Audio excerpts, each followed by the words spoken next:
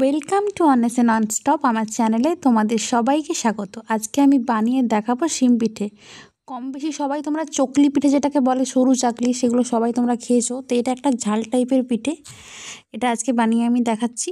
দেখো, পিঠেটা আমি শিমটাকে প্রথমে সেদ্ধ করে নিয়েছি, তার সাথে চালের গুঁড়ো আর জল, সামান্য অল্প চিনি, চাইলে তোমরা নাও দিতে পারো, নুন, জিরে গুঁড়ো, আদা বাটা আর লঙ্কা গুঁড়ো, এটা দিয়ে ভালো করে মেখে নিতে হবে। দিয়ে এইভাবে সর্ষের তেল জাস্ট একটু তাওয়ার মধ্যে বুলিয়ে নিতে হবে। তার উপরে এই পিঠেটা এইভাবে গোল গোল করে তেজপাতা দিয়ে গোল গোল যেরকমভাবে ঘোরায় সেরকমভাবে পিঠেটাকে গোল গোল করে ঘুরিয়ে আর ধারে একটু তেল দিয়ে আবার আস্তে আস্তে এপিট ওপিট ভালো করে ভেজে নিতে হবে। চাইলে তোমরা একটু হালকা করে ঢাকা দিতে পারো ভালো সিদ্ধ হওয়ার জন্য।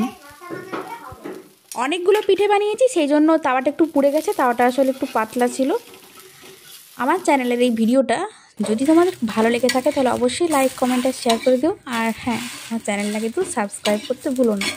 দেখো, ভালো করে তেল ব্রাশ করে নিচ্ছি। তোমরা চাইলে এই ব্রাশটার বদলে বেগুনের যে পেছনের অংশটা থাকে ওইটা দিয়েও তেলটা দিতে পারো। এইভাবে খুব সহজেই তোমরা বাড়িতে বানিয়ে ফেলতে পারো শিম পিঠে। আজকের মতো টাটা।